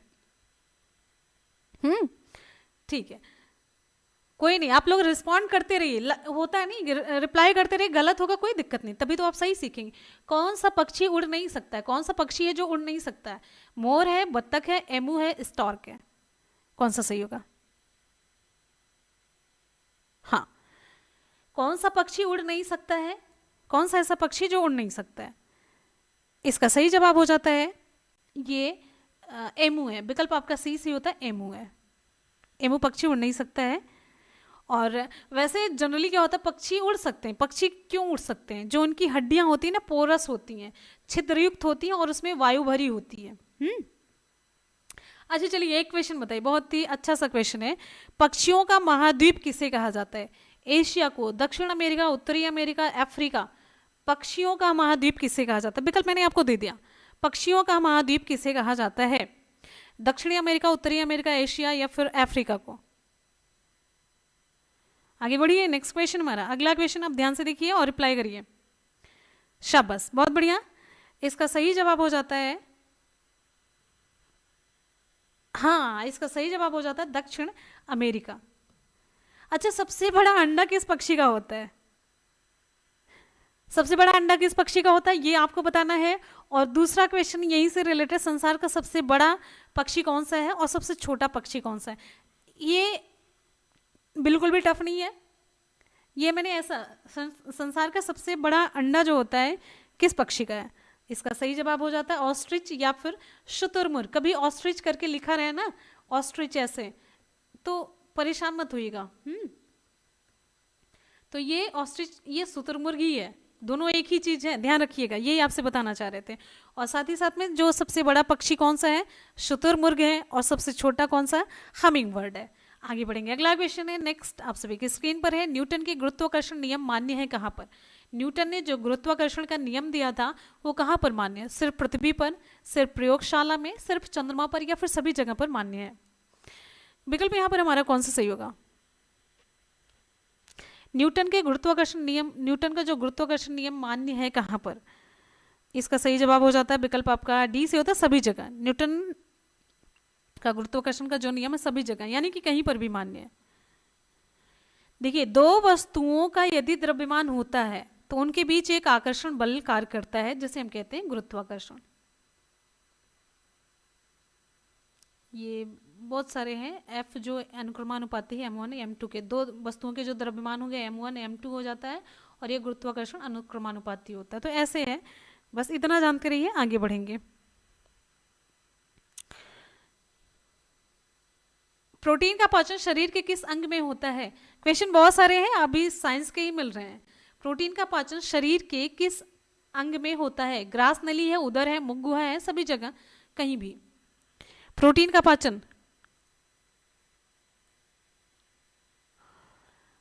पाचन शरीर के उदर में होता है। विकल्प आपका बी सही होता है। देखिए, मनुष्य के शरीर में कितने प्रकार के अमीनो अम्ल की आवश्यकता होती है? मतलब कितने प्रोटीन है? अमीनो अम्ल 20 में से जो शरीर है 10 का संश्लेषण स्वयं करता है और 10 जो होता है वो शेष भोजन से मिलता है। यानी कि 10 जो अमीनो अम्ल होते हैं, जो प्रोटीन, वो शरीर खुद बना लेता है, लेकिन 10 के लिए बाहर से आवश्यकता होती है। ठीक है, चलिए। प्रोटीन का काम शरीर को ऊर्जा प्रदान करना और साथ ही साथ में जो कोशिकाओं की मरम्मत, शरीर की मरम्मत करने के लिए जिम्मेदार होता है। और प्रोटीन की कमी से कौन सा रोग होता है? अभी मैंने बताया आपको, 2 रोग बताया था। अच्छा हाँ, जो आप बताइए, जो 10 शरीर बनाता है उसे यूजफुल कहते हैं कि जो बाहर से मिलता है उसे कहते हैं? आगे, द्वितीय विश्व युद्ध कब शुरू और समाप्त हुआ था? द्वितीय विश्व युद्ध कब शुरू और समाप्त हुआ था? आपको बताना है जल्दी से। हाँ, शरीर वाला बाहर वाला, शरीर वाला बाहर वाला। एक तो सही हुए, क्यों कह दिया अच्छा शरीर वाला, क्यों कह दिया अच्छा बाहर वाला? तो दोनों में से एक सही हो जाए, हम काहे बताई ना बताए, खोजी ला रची ना थोड़ा से। आगे देखिए, द्वितीय विश्व युद्ध अगर हम बात करते हैं तो विकल्प आपका डी सी होता है 1939 से 45 तक। सभी को पता है, युद्ध वाली जैसी चीजें ना बड़ी पता चल जाती हैं। पड़ोसी के घर में अच्छा से प्रेम से कोई रह रहा तो वो नहीं पता चलेगा ज़्यादा। लड़ाई कब हुई थी? अच्छा 2 महीने पहले हुई थी, अभी बोलचाल हुई कि नहीं, ये ज़्यादा पता चलता है। तो द्वितीय विश्व युद्ध की शुरुआत हुई थी, अगर एग्जैक्ट डेट की बात करते हैं, 1 सितंबर 1939 को। वेट कर रहे थे कि अगस्त बीते, सितंबर से 1 से स्टार्ट करते हैं लड़ना। ये लड़ा गया 6 वर्षों तक लड़ा, और ये फिर 2 सितंबर 1945 को इसका अंत हुआ। कितना बढ़िया सिस्टमैटिक युद्ध चला था। और इसमें कितने देशों ने भाग लिया था? इसमें कितने देशों ने भाग लिया था? और उसका तात्कालिक कारण क्या था? द्वितीय विश्व युद्ध का तात्कालिक कारण था जर्मनी का पोलैंड पर आक्रमण ना। और ये क्वेश्चन पूछा जाता है, उस समय इंग्लैंड के प्रधानमंत्री कौन थे? आप जल्दी से बताइए, ये आसान सा क्वेश्चन नहीं है। आगे देखिए, उस समय इंग्लैंड का प्रधानमंत्री कौन था? इंग्लैंड का प्रधानमंत्री,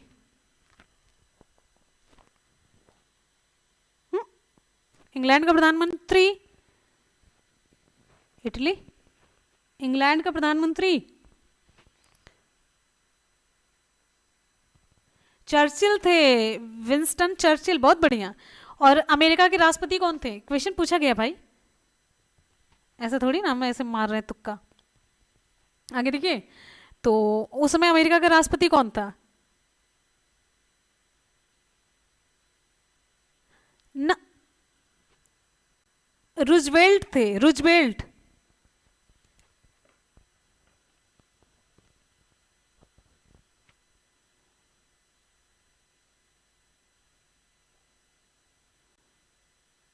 हाँ, कौन थे? रूजवेल्ट थे। और जो इंग्लैंड, ये थे इंग्लैंड के प्रधानमंत्री ये थे विंस्टन चर्चिल थे, और अमेरिका के राष्ट्रपति फ्रैंकलिन डी रूजवेल्ट थे। ठीक है, आगे बढ़ेंगे। अगला क्वेश्चन नेक्स्ट हमारा, अब देखिए आगे ये सारे क्वेश्चन पूछे गए हैं। जब डायरेक्टली ना ये डेट नहीं पूछी जाती, डायरेक्टली ये डेट पूछ ली जाए तब तो भैया सोने पर सुहागा, मजा आ जाए। लेकिन लेकिन ये सारे क्वेश्चन पूछे उस समय उनके कौन थे, ये राष्ट्रपति, ये सब ऐसे वैसे। ठीक है, आगे बढ़ेंगे। अगला क्वेश्चन है, नहीं तो अगर पैदा भी हुए रहते तो क्या ही कर लेते, कहीं बतासा ही चबा रहे होते। संसदीय व्यवहार में शून्यकाल भारत में कब शुरू हुआ था? संसदीय व्यवहार में शून्यकाल, 0 आवर, भारत में कब शुरू हुआ था? आगे देखते हैं, नेक्स्ट।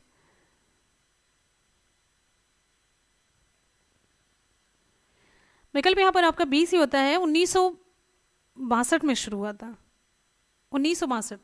संसदीय व्यवहार में शून्यकाल भारत में 1962 में शुरू हुआ था। शून्यकाल क्या होता है? 0 आवर।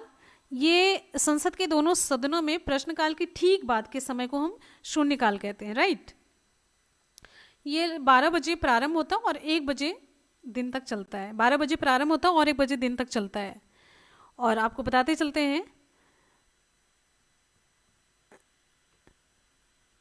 ये शून्यकाल का जो मतलब उल्लेख है ना, लोकसभा या राज्यसभा की प्रक्रिया या संचालन के नियम में मतलब कहीं कोई उल्लेख नहीं है। मेनली ये जो 12 से 1 बजे तक के समय को शून्यकाल का नाम दिया गया है ना, ये मेनली समाचार पत्रों के द्वारा दिया गया है। तो ये बस थोड़ी सी जानकारी के तौर पे जानते रहिएगा।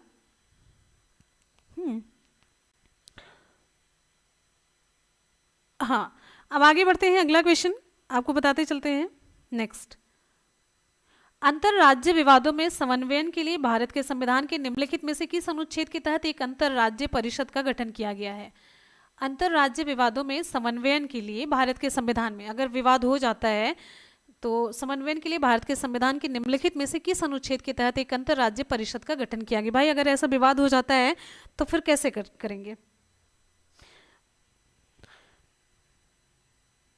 तो ये विकल्प आपका 20 ही होता है, अनुच्छेद 263 के तहत। सारे इंपॉर्टेंट क्वेश्चन हैं, 263 इसका सही जवाब होता है। ठीक है, और अनुच्छेद जो 19 है इसमें क्या है? स्वतंत्रता संबंधी अधिकारों का प्रावधान किया गया है। और आपको बताते चलते हैं, 19 में, अनुच्छेद 19 में 6 प्रकार की स्वतंत्रताओं का उल्लेख किया गया है। अनुच्छेद 356, 356 में क्या होता है? 356 में एकदम से जग जाहिर है। 356 में क्या होता है?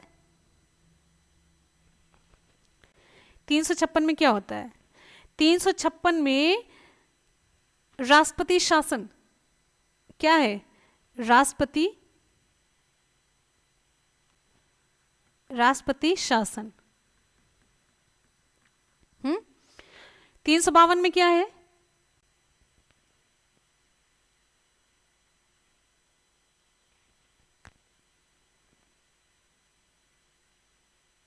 अनुच्छेद 352 ये बताता है राष्ट्रपति को, यदि राष्ट्रपति को आभास हो जाता है कि युद्ध है, बाह्य आक्रमण या सशस्त्र विद्रोह से भारत या उसके अन्य राज्य क्षेत्र के किसी भाग की सुरक्षा को खतरा, तो राष्ट्रीय आपात की घोषणा कर सकते हैं। ठीक है,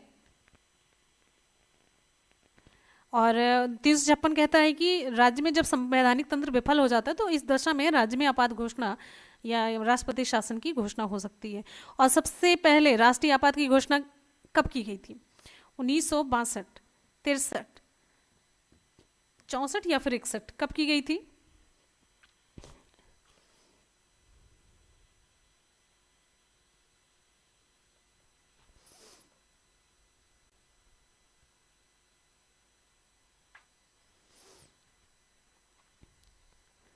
कॉपी पेस्ट नहीं, ये हमारा लोगो एकदम से ओरिजिनल है। जब कोई कॉपी कर लेता तो हम क्या करें? ये मेरा ओरिजिनल, हम नहीं चेंज करेंगे भाई। सभी ने नकल मार मार के सेम लोगो बना लिया, सेम नाम रख लिया और सेम कंटेंट भी पढ़ा रहे हैं। क्या करूं मैं? अब क्लास को खत्म करते हैं, कॉपी पेस्ट नहीं।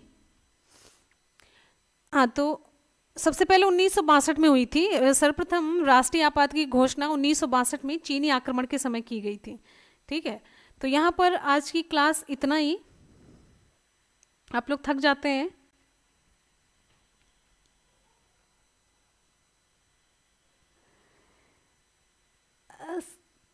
बिल्कुल, हम एकदम से बेस्ट देने की कोशिश करेंगे, हमेशा बेस्ट देंगे और तगड़ा ही देने की कोशिश करेंगे। नहीं थकते हैं तो आगे कंटिन्यू करें। सु-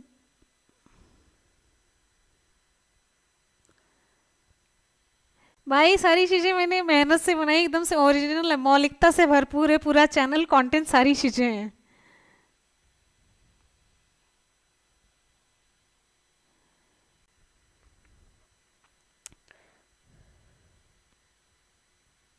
और हाँ, आप लोग डेली ना सुनिए, 10 बजे आप लोग जरूर आइए, दोपहर के 2 बजे और रात के 10 बजे आपको डेली आना है। और आपकी उपस्थिति ऐसी होनी चाहिए, और जीएस का ना मतलब पूरा, जैसे कहा मैंने, जीएस और जीके पूरा धुआं धुआं करना है। और साथ ही में ना कल हम फैक्चुअल क्लास करेंगे, पूरे फैक्ट से रिलेटेड, जिसमें आपको बस रिप्लाई करना है, टोटल आपको रिप्लाई करना है। और तगड़ी क्लास चलेगी ना, कल की क्लास ऐसी ही होगी।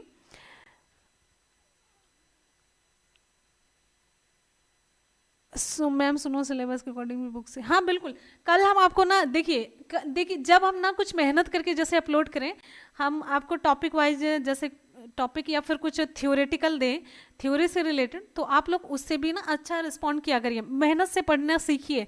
जैसे कभी जब डिटेल में पढ़ेंगे, सुपर टेट को हल्के में कभी मत लीजिएगा, सुपर टेट हल्का एग्जाम नहीं, ना डरा रहे हैं, खाली आपको अलर्ट कर रहे हैं, ठीक है।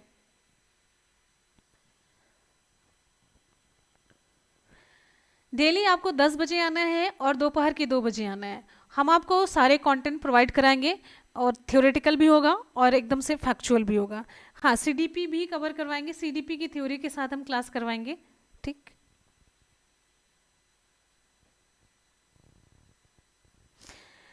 एकदम से ना एग्जाम को तोड़ फोड़ के आना है, एकदम से ऐसे है कि कुछ मत, कुछ सोचना ही नहीं है, ठीक है।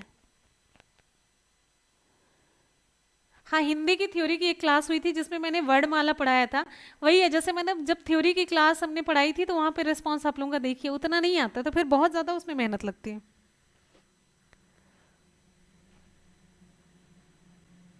हम्म। चलिए, हाँ इंग्लिश भी करवाएंगे। हाँ, आप लोग डेली क्लास क्लास लीजिए।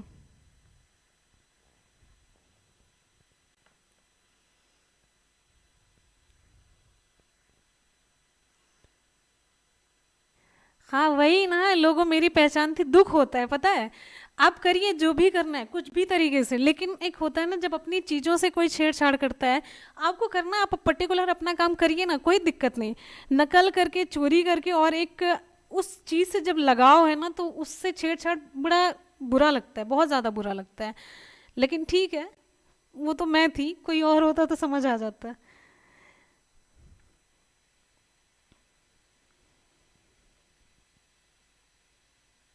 हाँ, अभी के लिए 2 क्लास है। वैसे हम और भी क्लासेस आप लोगों, जैसे मैंने कहा ना कि आपकी बस एनर्जी हमें समझ आ जाए, फिर क्लासेस हम और करवाएंगे, और क्लासेस करवाएंगे। अभी के लिए 2 क्लास है, 2 क्लास अभी आप ध्यान से पढ़िए। और हम आपको जल्दी बताएंगे, 3 क्लासेस आपको हम प्रोवाइड कराएंगे। तो अभी के लिए 2 क्लासेस हैं, 2 बजे दोपहर के और रात के 10 बजे हैं, करेक्ट। बस ये है। सीटेट एग्जाम क्लियर करने के बाद सीट, हाँ हाँ अवनी, बिल्कुल एकदम से 100%। अच्छा, कल एक कोई बच्चा बहुत परेशान था, पूछ रहा था यूपी टेट देने, यूपी टेट करने के बाद या फिर सीटेट करने के बाद हम सुपर टेट दे सकते हैं। यूपी टेट तो कुछ भी इधर उधर हो जाए, सीटेट का जो है 100% आप सुपर टेट दे सकते हैं। हम तो कहते हैं अगर आप यूपी टेट ना भी पास करें ना, सीटेट कर लीजिए, सब में काम दे जाएगा। सीटेट तो चाहे जो भी एग्जाम है उसमें जरूर, स्टेट का कोई भी एग्जाम है तो सीटेट हमेशा अलाउ करता है, ठीक है।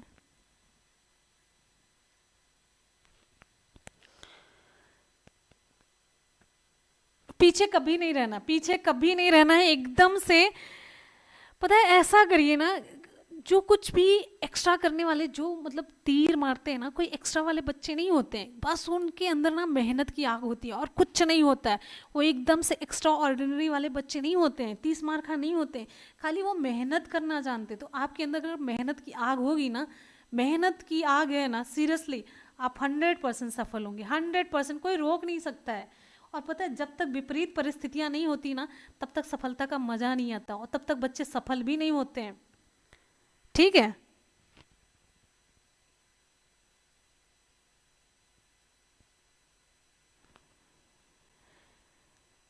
हम सारे सब्जेक्ट करवाएंगे, सब कुछ करवाएंगे, फ्री ऑफ कॉस्ट होगा, कोई पेड कोर्स नहीं, कुछ भी नहीं है, तो सीरियसली ठीक है, सारे सिलेबस अभी पूरा टाइम है। लेकिन एक चीज आपको बता रहे हैं,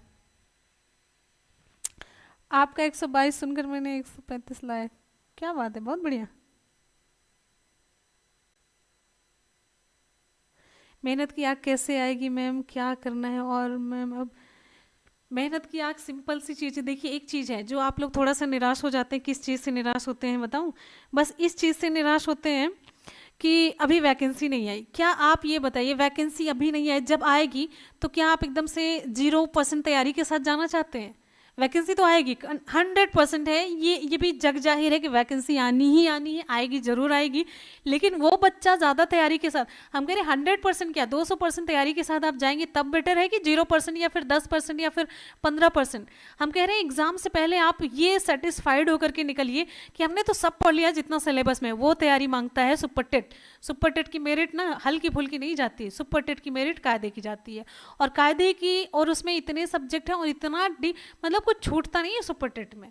और वो भी अब ना टीचिंग जो लोग कह देते हैं, एक होता नहीं, एक सरकाज़म वाली लैंग्वेज की, अरे टीचर हो गए, ऐसे हो गए, ऐसे, वो सारी चीज़ें। तो ऐसे टीचिंग पाना ना, टीचिंग प्रोफेशन में जाना इतना आसान सी चीज़ नहीं है, ठीक है? तो कहने का मतलब इस तैयारी के साथ, और ये तैयारी करने में ना जितना भी समय आपके पास है अभी बहुत कम है,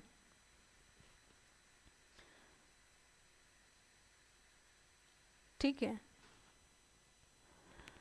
देवेश अभी तक कहाँ थे भाई? पूरी क्लास खत्म हो गई। अच्छा टॉपिक पढ़ाए, बिल्कुल। 120 गई थी जनरल। अब बताइए आप लोग ये सोचिए, 150 में 120, 120 गई थी जनरल की। आप बताइए 120 नॉर्मल है क्या? 120 अब पेपर उठा के देखिए, 120 नॉर्मल है क्या? नहीं है। मैंने कई लोगों से मालूम किया तो उन्होंने कहा कि बताया 2000 पेपर 15 वाले माने से पटेट। हाँ अच्छा, एक चीज़ और आपको बताते हैं। प्रखर, हाँ मैं तो किसी चीज़ की टेंशन नहीं है, सीरियसली बता रहे, खाली मेरे साथ एक चीज़ करिएगा, थोड़ी सी मेहनत दिखाइएगा, मेहनत के साथ चलते रहिए। बाकी कंटेंट और चीज़ें प्रोवाइड कराने में हम कभी पीछे नहीं होते, कभी भी नहीं। आप सभी जानते हैं, हम जी जान से हमारे लिए एक मतलब प्रायोरिटी पे होती है। आप लोगों की क्लासेस ना हमारे लिए प्रायोरिटी पर होती है हमेशा। ये डेली आपकी क्लासेस दोपहर के 2 बजे और रात के 10 बजे चल रही है, एकदम से सुपर टेट के लिए डिओटेड क्लासेस हैं पूरे तरीके से एकदम से। और साथ ही साथ में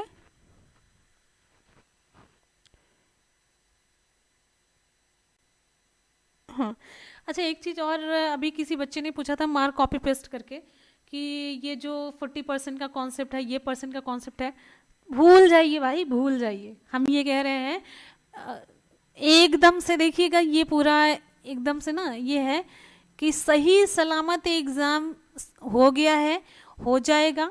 और एक चीज़ और है, अब इसका हम कुछ नहीं बता रहे कि क्या है कैसे है, सिंपल सी बात ये आप जान लीजिएगा, हाँ, कि कुछ नहीं होने वाला है। और ना ये हाय तौबा वही हो रहा है कि जिसके मतलब क्या ही बताऊं। अब इतना आसान सा पेपर में अब वही लगभग लगभग बच्चे जा रहे हैं जिसके मार्क्स कम है या फिर ऐसी स्थिति में। और हम कह रहे हैं कि अब कुछ नहीं होने वाला, सिंपल सा, अब आगे की तैयारी करिए, बस ये देख लीजिएगा। अब बहुत सारे लोग हमको कुछ ना कुछ तो बोल ही देंगे ऐसा, लेकिन कुछ होने वाला है नहीं। अब आगे की तैयारी करिए, बस यही होने वाला, आगे की तैयारी आप करिए। जो हो गया बड़ा अच्छा बीता, आपकी नज़र में रहे, मतलब वो बीत गया, बस ये है। क्या नंबर बताएं?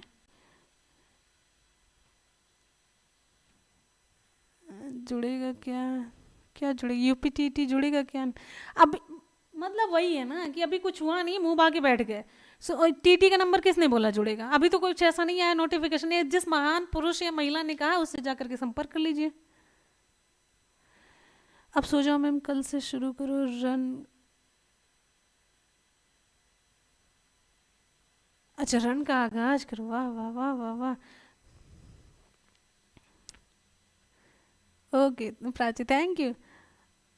हम तो गए ही नहीं दिन। बहुत बढ़िया देवेश, बहुत बढ़िया।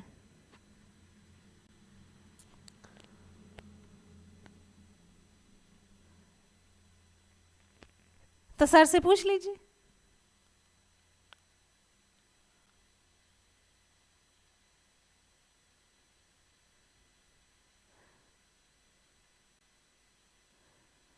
अंतिमा मैंने वो मैसेज पढ़ा था, कोई बात नहीं, हड़बड़ाहट में ऐसा हो जाता है, परेशान मत होइए।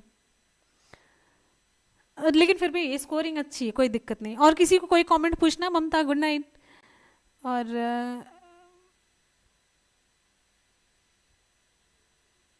सरिता पटेल हम भी नहीं दिए मैम, हमसे सीटेड पास है। अरे कोई दिक्कत नहीं, एकदम से मजे से फिर सुपर टेट की तैयारी करिए। कुछ बच्चे तो इतना डर जाते कि भैया सीटेट ना मान हो, यूपीटेट मान हो, भैया सेंट्रल के एग्जाम में काहे नहीं मान्य होगा। सारी क्लासेस मिलेंगे सुपर टेट के। यही हड़बड़ी हम आपको हमेशा समझाते, हड़बड़ाना नहीं है, हड़बड़ाना नहीं, परेशान मत होना है। मैम मैं तो बहुत ही गरीब परिवार से, इस बार टेट इसलिए नहीं कर पाई कि हमारे पास तैयारी का समय नहीं मिलता, दिन भर मजदूरी करते हैं। टाइगर, आपका तो नाम ही टाइगर है। और ये जो यूपी टेट और सुपर टेट की तैयारी है ना, पैसे की मोहताज नहीं है, आपका एक भी पैसा कुछ नहीं लगेगा। और आप दिन रात हमारी क्लासेस कर सकते हैं, कोई एक भी चार्ज नहीं लगने वाला है। और कंटेंट में चाहे आप पेड कोर्स करिए, चाहे जो भी, हर जगह से बेस्ट कंटेंट आपको मिलेगा एकदम से फ्री, पब्लिकली। पढ़ाई करते रहिए। कभी भी जो आपकी प्रतिभा है ना, पैसे की मोहताज नहीं होती। और प्रतिभाएं तो तभी निखरती है ना जब एडवर्स कंडीशन होती, परिस्थितियां विपरीत होती हैं, तभी आपके अंदर का साहस और जोश जगता है। और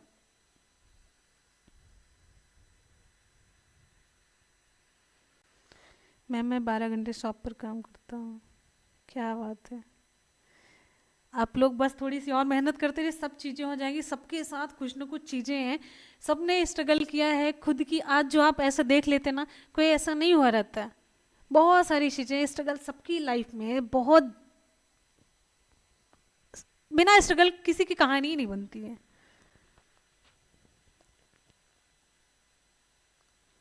सारे सब्जेक्ट पढ़ाएंगे। चलिए मिलते हैं। अच्छा मिठाई अच्छा आज, अच्छा डेली आप लोगों को 10 बजे आना है, सबसे इंपॉर्टेंट चीज़ है। पहले ये बताइए, ज़्यादा घन चक्कर नहीं, 10 बजे आपको आना है, 2 बजे आपको आना है। तो 2 क्लासेज आपको देखते हैं, रिस्पांस, आपकी एनर्जी थोड़ी थोड़ी सी आप में जोश आ रहा है। और सबसे ज़्यादा आप ये जीएस और ये करंट का है। करंट हमने कहा लास्ट में बस खाली 15 वीडियो देंगे, खाली 15 वीडियो देंगे, ज़्यादा नहीं। 15 में देखिए, आपका पूरा ना खबर हो जाए बताइएगा। टाइम निकालना पड़ेगा, भूमिका टाइम निकालना पड़ेगा, बच्चे सब निकालना पड़ेगा। बिना टाइम निकाले तो कुछ नहीं हो सकता। बाकी कुछ हो चाहे ना हो, टाइम तो जरूर निकालना पड़ेगा ना।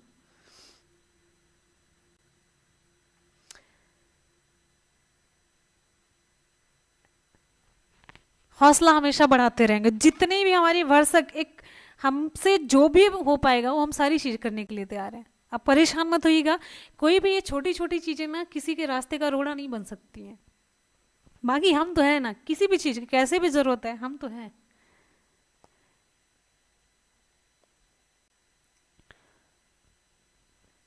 चलिए मिलते हैं ना फिर, कल मिलेंगे। तब तक के लिए गुड बाय, टेक केयर। और 10 बजे आपको डेली आना है, 2 बजे आपको आना है। कल की उपस्थिति का टारगेट रखते हैं 350 आज हो गया, तो कल 400 हो पाएगा कि नहीं देखते हैं। कल का टारगेट 400 रखते हैं। हाँ 400, जोरदार तरीके की क्लास होगी कल। फैक्चुअल क्वेश्चंस होंगे, कम टाइम में ज़्यादा से ज़्यादा क्वेश्चन कवर करेंगे, ठीक है। थैंक यू सो मच, मिलते हैं फिर कल। और कल आप लोगों के मुंह से एक भी सेंटेंस ऐसा नहीं निकलना चाहिए अब थक गए हैं, आज की क्लास बस करिए। कम से कम 2 घंटे की मैराथन हमारी चलने दिया करिए। दिन भर कुछ नहीं करना, आपको थके नहीं रहते हैं, मतलब 2 घंटे की मैराथन आप नहीं कर सकते। 2 घंटे की मैराथन आपको डेली करना है। और पता है आपको 2 घंटे में कितने क्वेश्चन आपके तैयार होंगे। लेकिन नहीं, नींद आ रही, सोना, जबकि अभी तक देखिए चैटिंग करे पड़े हैं, ठीक। तो एक बार सभी स्टूडेंट फटाफट से वीडियो को लाइक और शेयर करेंगे। और हाँ, कल का टारगेट 400 है, कल 500, पहले 400 कर दीजिए। 350 के बाद 400 आता है। ज़्यादा लालच नहीं करना है, नहीं पता चले 500 के चक्कर में ना 50 भी ना हो पाएंगे आप लोग। तो ये करना है 400 का, बस ज़्यादा नहीं। धीरे धीरे बढ़ेंगे और जोरदार तरीके से इस क्लास को बनाएंगे। लेकिन कल किसी के मुंह से ये नहीं सुनना है कि थक चुके हैं अब क्लास नहीं करनी है। ये एक तरीके से वार्निंग ही है। हाँ चलिए मिलते हैं फिर कल के लिए। तब तक के लिए good bye and take care. Thank you so much, love you all, bye bye and take care. जय हिंद, वंदे मातरम।